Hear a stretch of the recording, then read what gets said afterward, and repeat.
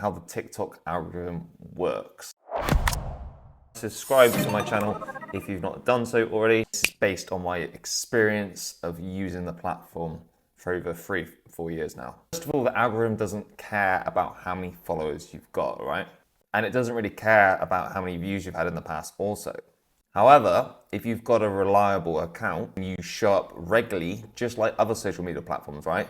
The platform is going to know that you're a reliable account, your account's more trusted, therefore it's going to push your content out there, meaning your videos should do actually better. Whereas like on other social media platforms as well, if you don't post and leave it weeks and months, you'll notice a massive decrease in your momentum and your engagement with views, because all these platforms is all about building momentum, which is why you've got to be consistent and have a really good strategy enable you to do that without getting burnout or overload.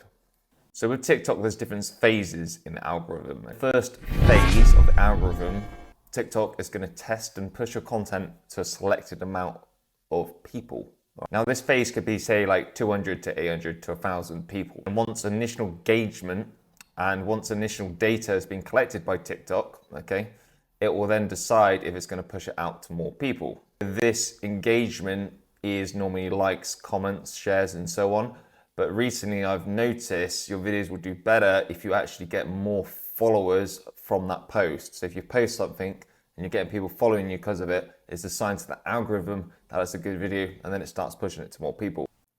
Now, sometimes with videos, they take a while to explode. Now, with video views, all right, it takes a lot longer for them to drip in. It might even be 8 or 9 hours until you actually see them go up.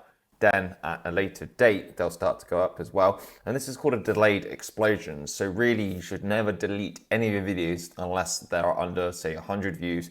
And after a few weeks, and I'll talk about this in another subject, but the video can always blow up again, even if you've posted it weeks or months ago, right? So just be wary of that. Once you can get past 1,000 views, okay, we start then going to phase 2. Again, the algorithm is going to work out based on the data on likes, shares, comments, so on, what type of audience likes your video. Again, it will then start pushing it to phase 3. Now, if you can't get to phase 1, what I suggest is after a few weeks, look at that video and look how you can improve it. Sometimes it's just the algorithm has had a bad day or something, but look at the video, look at the data, and look how you can improve that video. Can you edit it? Can you make it shorter? Can you have a better headline? Could it have been more clear in the audio? Could you have made it more exciting, plot twist, and so on? So give it a few weeks until you decide you want to tweak it if you can't get past 1,000 views, and you'll be surprised how just little tweaks can get you better results. Once you get into phase 3, all right, the platform's going to collect much data as it can about your video, the type of people engaging you, and who to push your content to, because it knows the exact or type of audience it should post it to, all right? Once it's done this, and normally a manual check will happen, all right? Somebody actually checking the video and see if it breaks any violations, it breaks the rules of conduct, etc. And then if it gets past this, it's then going to push it onto the next level when it's going to go viral all around the world. So when we're in this phase 4, this is when we're getting the 3 million, 4 million, and so on. It's when it explodes and you get hundreds of followers, all similar, because the algorithm and the platform knows the exact type of content to push it to.